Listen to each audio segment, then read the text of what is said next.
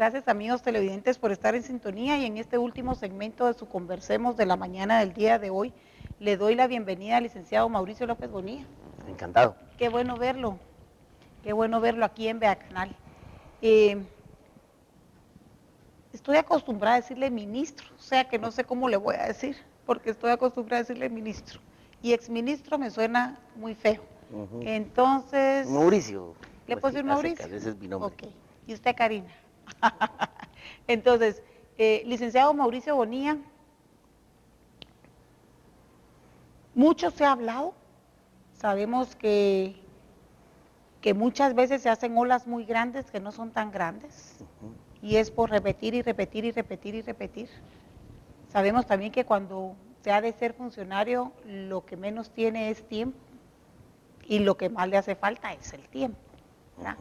Si uno que es una pinche civil, me dice un joven que venía conmigo hoy en el vehículo, doña Karina, hoy como que sí no vamos a tener mucho tiempo, ¿verdad? Hoy como que no le va a alcanzar el día. Y eso que soy yo una pinche civil. Ya me imagino fungiendo con una vestimenta de un ministro, viceministra, sería aún más difícil. Y en las intentonas de golpe de Estado, exministro, que se han venido dando desde el año pasado, que usted bien lo sabe, un grupo de trasnochados, con gente de la izquierda, con gente de la oligarquía de este país y de poder económico, porque para planear todo esto hay que tener poder adquisitivo, nada se hace de una buena intención si no hay campañas montadas. Muchas cosas se hicieron, inclusive porque hay otros allegados al Partido Patriota que hubiesen querido su hueso. Desde el primer día que usted llegó habían otros, hasta exmilitares, va usted. No sé si generales o coroneles queriéndole jalar el hueso al ministro y a Eddie Juárez, y qué chingadera, va. A la madre, digo yo. Para eso mejor uno no quiere ser, va. Entonces, en todo este relajo, que parte seguramente es exageradamente cierto, por robos y corrupción, pero otra buena parte es bien montada mediáticamente, con diferentes actores queriendo desestabilizar, porque tal vez los funcionarios de gobierno ya no estaban al servicio de los que pagaron la campaña, o saber ni qué pudo haber pasado. ¿Qué es lo cierto suyo y del Ministerio de Gobernación y qué son puros cuentos? Bueno, mire, en primer lugar es un gusto estar con usted y un saludo a toda la teleaudiencia de Vea Canal. Es una pregunta que encierra varias respuestas, ¿sí?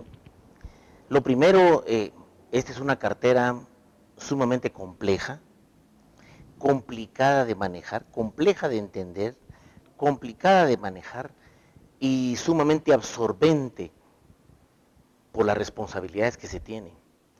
La responsabilidad más grande que tiene un funcionario público es tomar decisiones. Desde fuera, desde la galería, es muy fácil criticar las decisiones, las acciones, los hechos de lo que ocurre en la administración pública. Pero hay dos cosas que yo creo que hay que resaltar en esto. Primero, mucha gente habla sin conocer los procesos de la administración pública. Ese es un punto clave. Conocer cómo se maneja la administración pública es muy distinto a lo que se maneja en lo privado. Lo segundo es el riesgo que se toma cada vez que hay que tomar una decisión. Y digo riesgos porque siempre de una decisión uno tiene que pensar qué es lo que va a derivar de esa decisión, de qué forma va a afectar eso, no solo a una solución de momento, sino posteriormente. Cada vez que uno toma una decisión hay que pensar en las consecuencias, ¿verdad? Entonces, un ministerio complejo, complicado, y en donde hay que tomar decisiones todos los días, porque si no se paraliza eso. Hay muchos flancos, se pueden cometer errores. Teniendo una claridad con la organización, pueden haber errores, pero aún con todo eso, el principal reto es tomar decisiones, si no se paraliza por completo.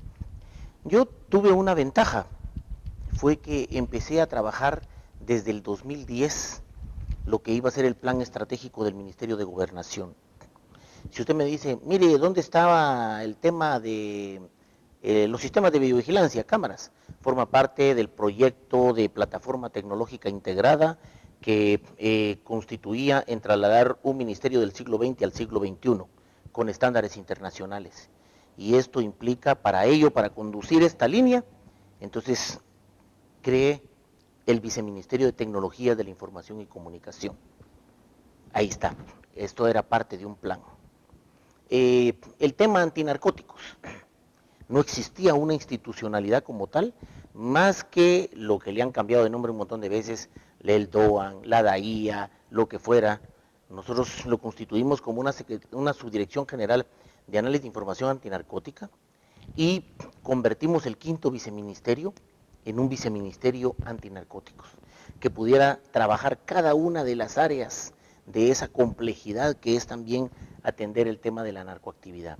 Entonces, la ventaja fue poder tener un diagnóstico de qué se necesitaba, sobre la base de eso desarrollar un plan estratégico que, como decía Napoleón, mis planes funcionan hasta que los pongo en marcha, porque las circunstancias van cambiando y uno tiene que hacer ajustes.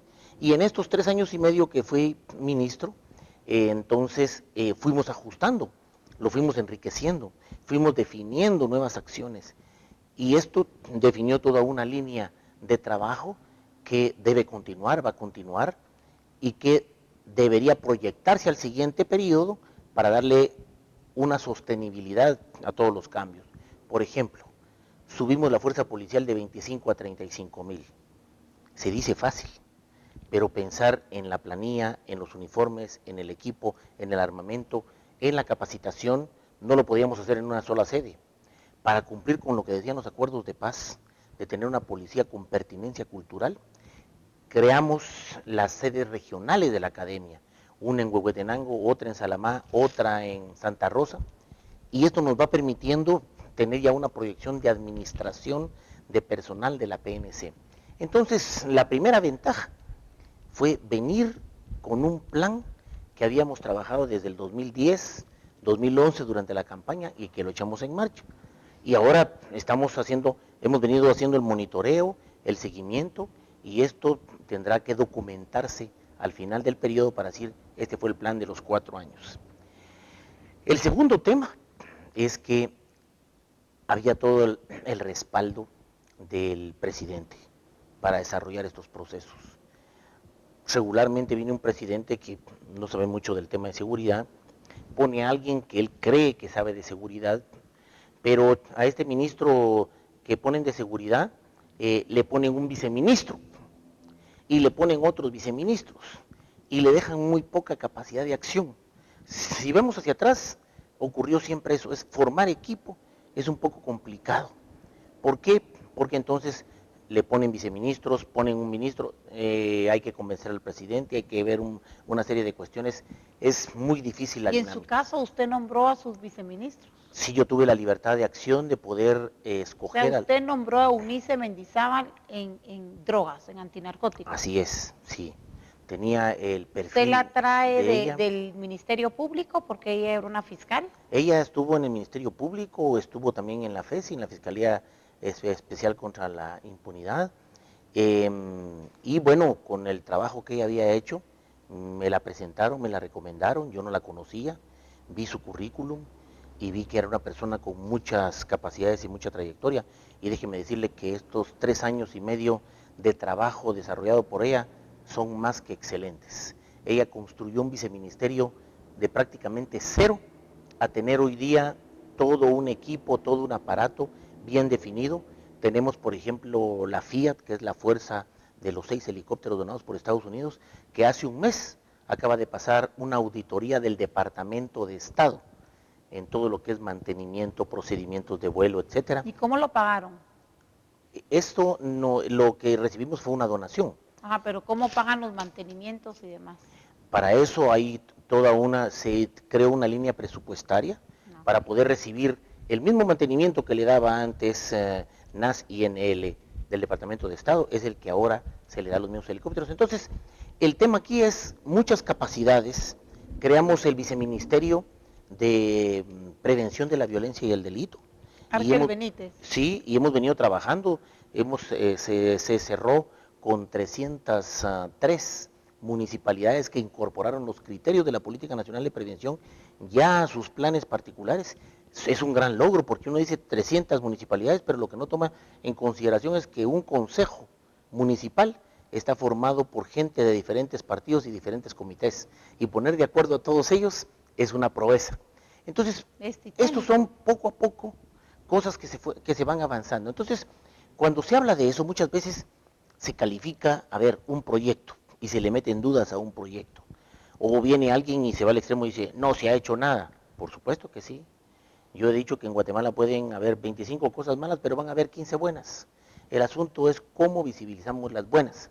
Y creo que el mayor logro y los avances que hemos tenido está en el aumento de capacidades y en el fortalecimiento institucional que no existía antes. Le hemos dado una certeza que creo que hay que darle un seguimiento, un monitoreo, trabajar para fortalecer eso, para que no se pierda lo que hemos avanzado.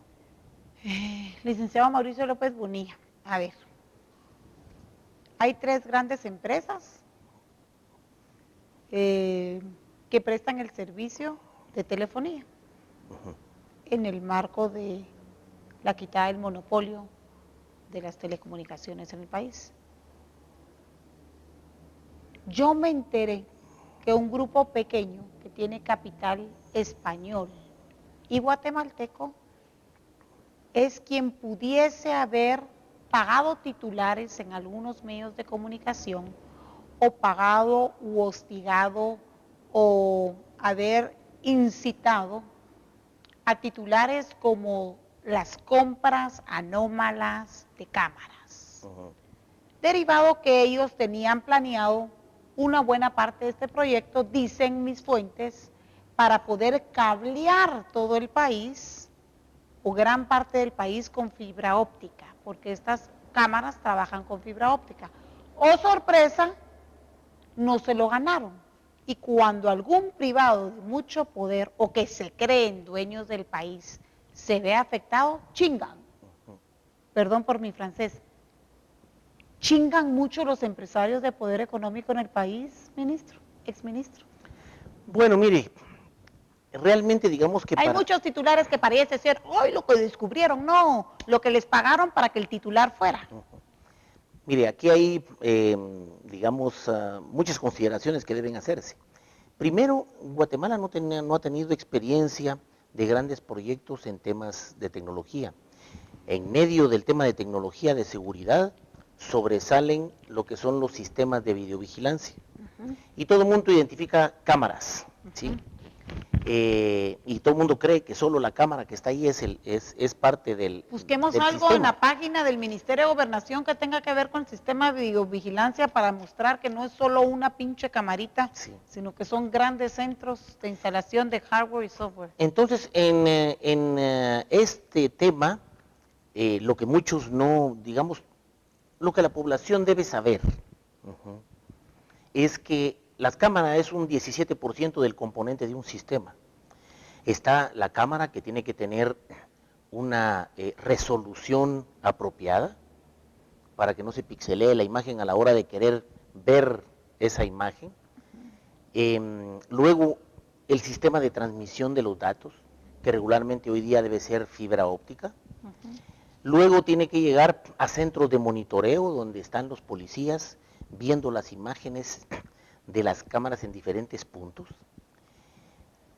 Luego está el centro de almacenamiento de datos, se puede usted imaginar lo que eso implica, que debe ser por lo menos de 3 meses.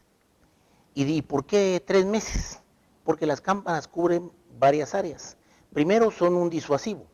La gente sabe que hay cámaras y entonces automáticamente se abstiene en muchos casos. 2, sirve para reaccionar.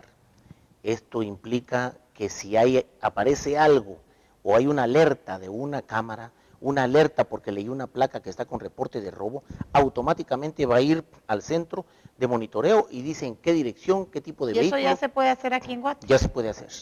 Entonces Es su trabajo, eso no existía. Eso no existía. El último ministro de la UNE, para llamarlo con nombre y apellido, Menocal. Con todo respeto, señor Menocal, de la familia de los peludos, de la UNE. Así dicen, ¿verdad? Eso jamás se le ocurrió al gobierno de la UNE. Pues mire... Porque el eslogan de Álvaro Colón es: la violencia se combate con inteligencia, ¿verdad? Y se quedó sentado en ninguna de las dos. Pero en este gobierno sí se ha hecho esto que estamos viendo en pantalla. Déjeme decirle que ellos, del gobierno pasado, queda un sistema de videovigilancia que fue para el transurbano, ¿sí? Transurbano, paradas seguras y escuelas seguras. Fue lo que nosotros recibimos como un primer aporte. Nosotros ya traíamos una visión más amplia de lo que van a ser las cámaras para proteger la ciudad. Aquí estaba para proteger las paradas, para proteger escuelas, es un primer momento. Pero un segundo momento es qué hacer con las áreas de incidencia criminal. Entonces viene un proyecto para Zona 18 y luego viene el proyecto que va para Misco, Guatemala, Villanueva, San Miguel Petapa, Matitlán y Escuintla. Y así probablemente más adelante pueda haber en las cabeceras departamentales y tenga que ser... Debiese de haber. Sí. Entonces el tema aquí es que sirve para reaccionar y un tercer momento es el que le llamamos análisis forense de las imágenes. Es cómo determinamos que ocurrió un hecho en algún momento y probablemente no hubo una cámara ahí, pero buscamos en todas las cámaras del área, porque la gente nos dijo, fue un vehículo de color rojo que parecía un Mitsubishi, con eso entonces inmediatamente se mete a buscar en el software, y entonces define que entre la 1 y la 1:15 de la tarde, o de la mañana, buscamos un vehículo de tales características, y todas las cámaras que grabaron imágenes, nos ponen en secuencia a qué horas y por dónde pasó, y se identifica, se le ven las placas, etcétera, es parte de ese tema. Entonces, para crear un sistema como este, se necesita tener conciencia de que no es nada más un grupo de cámaras. Lo entendemos mejor cuando decimos, mire, yo necesito una imagen de un punto específico, con esta dirección, que esté 24 horas, 365 días al año. Y por él vamos a pagar por esa imagen. Es un arrendamiento, no se está adquiriendo nada. No se adquiere en cámara, no se adquiere porque esto en manos del Estado pierde vigencia rápido, las cámaras fallan y después reponerlas es un dolor de cabeza, sacar del inventario las cosas es una burocracia excesiva. Entonces, tener el concepto del sistema quiere decir, ¿quiénes pueden proveer un sistema? En primer lugar, podrían proveerlo todos aquellos que tengan ya un backbone, una red de fibra óptica lo suficientemente grande y poderosa. 2, que tengan un esquema que pueda desarrollar el proceso. 3, que cumplan con ciertas características. Entonces, bajo ese tipo de situaciones es que se hace el análisis. Y sobre la base de ese análisis se dice cuáles son las mejores condiciones bajo las que se puede desarrollar un sistema de videovigilancia. Y eso fue lo que nosotros trabajamos. Entonces, obviamente, en todo esto... Y los privados jalan y estiran y quieren ganarse el proyecto ellos, y para mientras pudiesen pagar titulares y gente que fastidie, ¿sí entonces, o no? en todo negocio... Lo mismo pasó con privado el tema de las armas. Público. Lo mismo pasó con el tema de las armas. Pero ahí sí hicimos algo totalmente distinto, ¿verdad? Yo sé, pero digamos que Mire, siempre ahí si hay un grupo salido... que viene de no sé dónde por el Medio Oriente y hay otro grupo que viene de allá arriba a un país de distancia. Sí. Entonces ambos poderes presionan para que ellos vendan las armas. Sí. Mire, lo que ocurre es de que ahí hay una oferta muy grande, con unas diferencias tecnológicas y de calidad que son poco perceptibles. Y entonces hay mucha oferta, muchos intereses, y lo que tiene que haber es una demanda muy específica. Y lo que hizo usted fue ir a comprar a las fábricas. Ir a comprar directamente a la fábrica. Muchos privados de aquí se quedaron muy enojados que no pudieron vender. Sin ningún intermediario y por supuesto con una orientación bien clara, ¿verdad? No podíamos poner una cuarta marca porque teníamos 3 marcas en la Policía Nacional Civil. Bueno, son los criterios que tienen que utilizarse. Yo digo, siempre lo dije, se lo decían a mis colaboradores, la filosofía con nosotros siempre fue que todo lo que hiciéramos debía de ser técnicamente irrefutable, jurídicamente irrefutable y financieramente irrefutable. Y yo he estado siempre en la mejor disposición de discutir con o explicarle a quien tenga las dudas sobre estas cosas, en los tres temas. Hay empresarios y constructores que hubiesen querido ganarse el proyecto de la construcción jugosa de las cárceles. Pero, oh sorpresa, no se las ganaron. ¿Quién se las ganó y quiénes fastidiaron?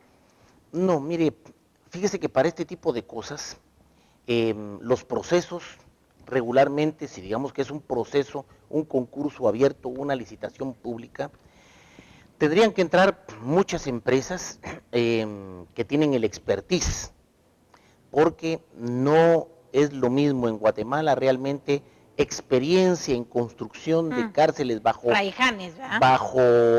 parámetros o estándares internacionales no hay, ¿sí? Y cuando uno llega a un puesto, usted lo dice muy bien, entonces todo el mundo le trae la panacea. Vienen comisiones de diversos países a decirle, mire, nosotros somos lo máximo, ¿sí? Le vienen con tecnología, le vienen con cualquier tipo de cosas, le vienen también con modelos de cárceles. Aquí el tema es cómo se tiene un juicio claro para saber de todas las experiencias. Por ejemplo, nosotros vimos las experiencias de cárceles de Estados Unidos, de México, de Colombia y de España, para saber cuál de esos modelos podría adaptarse al país. Y lo que hicimos fue seguir un proceso definido por excepción, que tiene que tener primero un diseño, elaboración de planos y elaboración de estudios, que es la preinversión, que más o menos fue un ahorro de unos 80 millones de quetzales para el Estado de Guatemala, que lo hicimos nosotros, con nuestras capacidades, habiendo conocido cómo se manejan las cosas y qué tipo de modelos hay en otros países. Esto pasa por un dictamen de Segeplan, un dictamen de Finanzas, un dictamen de la Contraloría y un dictamen de la Procuraduría General de la Nación. Y luego en Consejo de Ministros, un acuerdo gubernativo para decir este tipo de acciones se va a llevar a cabo para poder contratar. Entonces, la contratación va sobre la línea de lo que se diseñó y de la mejor tecnología que pueda haber con estándares internacionales. ¿Por dónde va ese programa, ese proyecto? Esto está ya con un primer avance de lo que es toda la ampliación del área, en donde se van a construir 24 módulos con capacidad para aproximadamente unos 3.500 privados de libertad. ¿Usted cree que eso lo va a dejar hecho la actual ministra de Gobernación, o al menos iniciado? Va a depender mucho de la disponibilidad de recursos, pero es un tema que se trabajó a lo largo de 2 años y medio para poder llegar al punto en el que estamos ahora. Va a ser por primera vez, vamos a tener una cárcel con estándares internacionales, en donde los reos, ahí el objetivo era tener los 3.500 que debemos tener bajo custodia como corresponde, sin contacto con los guardias, vigilados con sistemas electrónicos, que van a vivir 6 en una celda y en un módulo 144.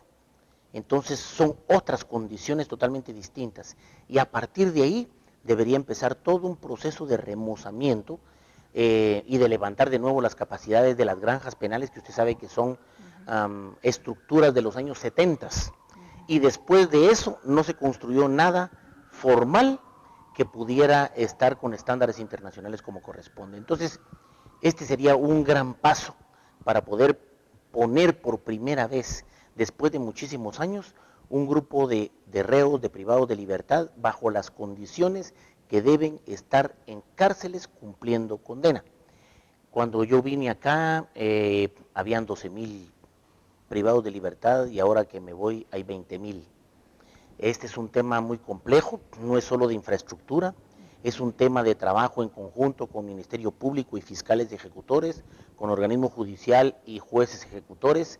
Hay una mora judicial, hay mucho tema que trabajar para atender la población privada de libertad que está en situación preventiva. Es muy complejo el tema, pero se está trabajando ya en una mesa técnica, o sea, también en eso hay avances, porque no se puede decir dejemos de capturar, porque ya no nos caben en las cárceles, ¿verdad? Realmente es un tema, un abordaje que no solo le corresponde a la Dirección General del Sistema Penitenciario, al Ministerio de Gobernación, sino también al Ministerio Público y al organismo judicial. Y en ese marco es que tenemos que trabajar para seguir avanzando.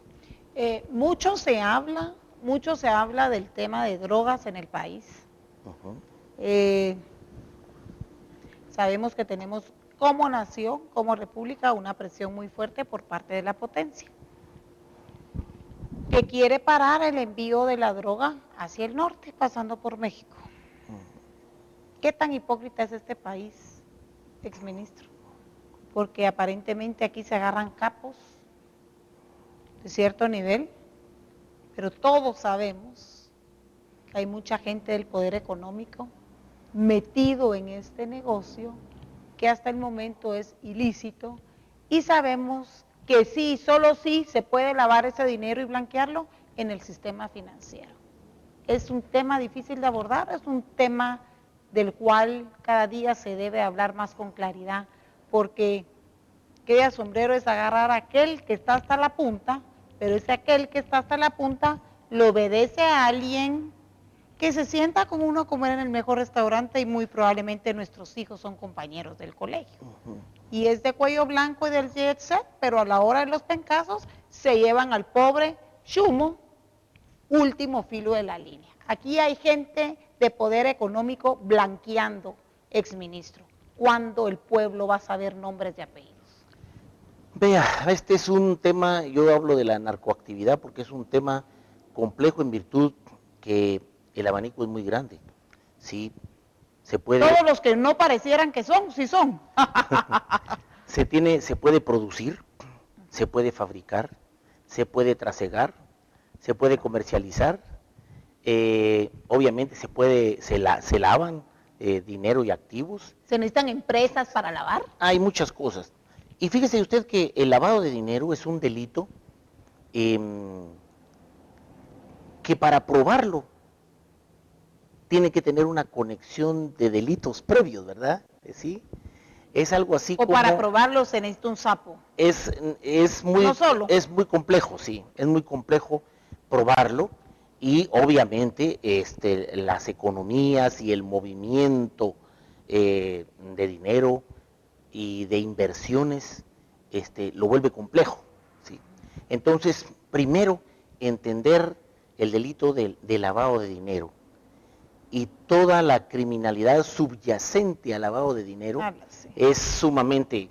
Le voy a poner un ejemplo, mire, las extorsiones derivan a un delito de lavado de dinero, en mayor o menor escala. Cuando los extorsionadores vienen, dan teléfonos y muchas veces han dicho a tal cuenta depositar tanto, o por ejemplo, a tal número de teléfono depositar 100 o 200 quetzales de aire. Ese es un tema de lavado de dinero. Ahí hay lavado de dinero en pequeña escala, pero por supuesto se puede generalizar. Pero a grandes escalas se necesitan los grandes. El tema el pago, por ejemplo, que pudo haber en algún momento por un secuestro, o lo que proviene del robo de vehículos, tiene que entrar al sistema. Entonces, no necesariamente derivado de la actividad del narcotráfico va a ser el lavado puede venir de muchas otras actividades ilícitas. Por eso hay que conocer la criminalidad que subyace al lavado de dinero, y entonces tener una visión mucho más clara de todo el tema. Pero volviendo al tema del narcotráfico, siempre lo hemos dicho, ¿verdad? Este es un tema primero, de primera generación, que era el traslado de las drogas de origen orgánico del sur al norte, de los productores a los consumidores, y nosotros países de paso. Y entonces lo que se trata de hacer son operaciones de interdicción para evitar que todo eso que se produce llegue al gran mercado.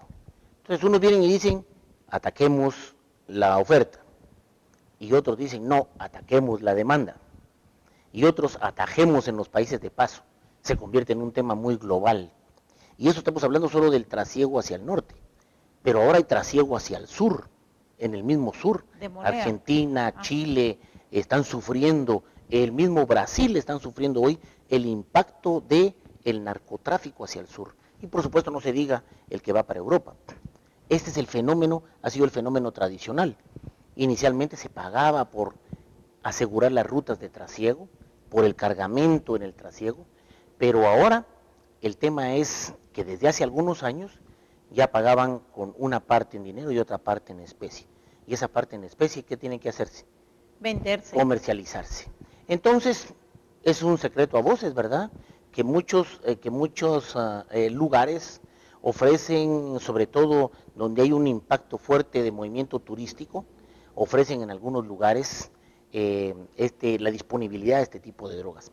Pero hay otro fenómeno que hoy nos debe preocupar a los guatemaltecos y que nosotros lo vimos aquí cuando entramos.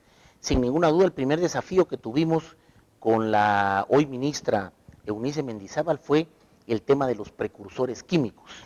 No entendíamos cómo el país estaba inundado de precursores químicos y la cantidad tan grande que fuimos incautando en el 12 y en el 13 y logró bajar al final del 13 y ya en el 14 estuvo mucho más controlado. Y la gran respuesta es la fabricación de drogas de diseño o lo que se conoce como drogas sintéticas. Ahí estamos hablando otro tipo de droga, ya no de origen orgánico, de origen químico, y este origen químico tiene capacidades, 1, altamente adictivas, 2, altamente destructivas, 3, muy comercializables. Aparece otro fenómeno, y el asunto es, ¿y para quién se va a fabricar droga sintética en el país? ¿Para mandárselo a México, para mandárselo, o para mandarlo a Estados Unidos? No, la droga sintética se cocina, en el lenguaje de ellos, ¿verdad? O se produce, o se fabrica en cualquier parte. Se fabrica en México, se fabrica en Estados Unidos. Ha visto una serie que es muy famosa, ¿sí? Breaking Bad, habla específicamente de cómo se llevan a cabo los procesos de fabricación, producción y comercialización de drogas sintéticas, ¿sí? Y es de verdad una serie que le abre a uno los ojos, sobre todo, gran peligro para el país, que gracias a Dios ahora con las gestiones que se hizo, con uno de los países productores de precursores químicos que estaban entrando a Guatemala, que era la República Popular de China, bajó esto y ya se redujo el impacto en toda la región.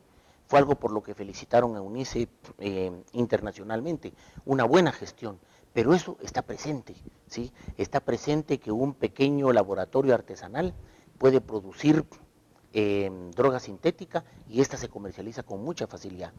Y por supuesto, lo que se obtenga de esa comercialización va a ir, es un medio ilícito para obtener dinero que tiene que entrar al sistema formal y eso se convierte también en lavado. Entonces, es un tema muy complejo. Esa ola de explosión de estar construyendo edificios, apartamentos, colonias, casas, la ola de explosión inmobiliaria, en gran medida es lavado de dinero ilícito, licenciado Bonilla. Mucho se ha dicho sobre esto, se ha especulado sobre esto y se ha puesto la atención sobre esto. El tema es las grandes inversiones, que no pareciera ser inversiones para generar plusvalía por un lado, e inversiones que inmediatamente se vea que retornan utilidad a quienes han invertido en ello. Esa es una de las grandes sospechas, que no es de ahora, trae ya varios años en que se ha dicho hay muchas inversiones de infraestructura en las que pareciera ser que es una forma de lavar dinero. Y lavar dinero porque no aparece muy rápidamente el retorno del capital. El retorno de capital. Entonces, sigue estando ahí, pendiente, son cosas que hay que trabajarlas mucho más de una forma mucho más profunda. Déjeme decir que la persecución penal de los delitos económicos y financieros no es fácil, no es sencilla, y por supuesto esto necesita muchísima especialización que probablemente el país todavía no tiene. Ya hemos dado como país grandes pasos a nivel de las capacidades institucionales. El Ministerio Público ha dado grandes pasos, tiene grandes avances en sus capacidades. La Policía Nacional Civil con sus investigadores también lo tiene, pero sin embargo hay una especialización mucho más profunda en estos temas y todo va en orden de prioridad, ¿verdad? Esta es la situación por la cual uno podría definir una serie de productos, el tema de compra de vehículos, inversión en joyas, todo esto ha entrado en un rango que para quienes ven el delito de lavado de dinero pueden ser indicios, ¿sí?, de una acción al margen de la ley que termina en lavado. Ok, muy bien. Y para finalizar, licenciado Bonilla, ¿para dónde ahora? ¿Para dónde va ahora que hará cuestión de cuánto? ¿De menos de una semana? Una semana, sí. ¿O un poquito menos? Menos, unos 6 días. Sí. Ajá. ¿Estos 6 días cómo han sido? Sé que estuvo ayer en la Contraloría General de Cuentas, que usted me lo comentó, Sí. pero ¿y ahora para dónde va Mauricio López Bonilla? Bueno, mire, a retomar lo que dejé cuando me incorporé a este proceso, son prácticamente 5 años, desde mediados del 2010, que empecé a trabajar el tema de la seguridad con un equipo para hacer diagnóstico, elaborar un plan, el 2011 que fue el de pulir los planes y desarrollar la campaña, y los 3 años y medio de gestión, pues me contabilizan 5 años dedicado tiempo completo a todo este tema. Hay varias cosas que hacer. Bueno, yo antes de incorporarme a esto, trabajaba como consultor y es una actividad muy bonita. Siempre me ha gustado desarrollar las consultorías. Creo que hoy más que nunca tenemos una visión clara del país, de sus necesidades. Lo que hicimos lo tenemos que monitorear, tenemos que trabajar, apoyar a quien venga detrás, sin ningún tipo de egoísmo, sin mezquindades. Lo que hayamos podido avanzar, sobre todo en temas institucionales, tenemos que velar porque continúe. Entonces, sin pretender ser asesores o algo, creo que el próximo gobierno tenemos que ayudarlo mucho para que pueda aprovechar lo que nosotros avanzamos y pueda continuar en una línea de fortalecimiento institucional, para que no haya retrocesos. El fortalecimiento de la PNC, la continuidad, su profesionalización, el trabajo con las diferentes universidades también. Tengo proyectado crear una fundación para mantener apoyar el fortalecimiento profesional de la Policía Nacional Civil. No nos vamos a dejar ahí solos después de haber trabajado con ellos. He tenido una grata experiencia del capital humano que tiene la PNC. Hay grandes policías, ahí hay grandes oficiales profesionales que dan resultados todos los días y que son héroes anónimos, porque nosotros vemos los hechos que nos impactan tristemente cuando se pierde la vida de un guatemalteco, cuando asaltan a alguien, cuando ocurre, pero lo que no vemos es todo lo que diariamente evita la fuerza policial, y bien sea resolviendo secuestros, bien sea recuperando vehículos, bien sea capturando extorsionistas. Todo eso ocurre todos los días y esto es lo que no se visibiliza. Y quiero escribir también porque creo que es importante trasladarle a las nuevas generaciones las experiencias de pasar por el sector público. A mí me ha gustado siempre la cátedra y quiero también regresar a dar clases, así que eso es en grandes líneas los proyectos hacia donde podemos caminar. Muy bien, muchísimas gracias. Muchas bendiciones. Gracias a usted. Licenciado Mauricio López Bonilla, aquí los vamos a estar invitando a que nos hablen y nos hagan los análisis de los diferentes temas.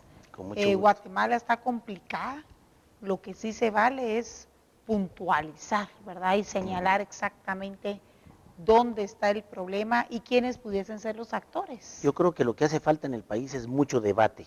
Si no debatimos nuestras ideas frente a lo que está ocurriendo en el país, muy fácilmente podemos caer en tentaciones que no van a ser para el bien del país. ¿Verdad? Que regresen mucho se dice a veces sin el fundamento que corresponde, y entonces los que hablan son privilegiados para poder decir sus ideas.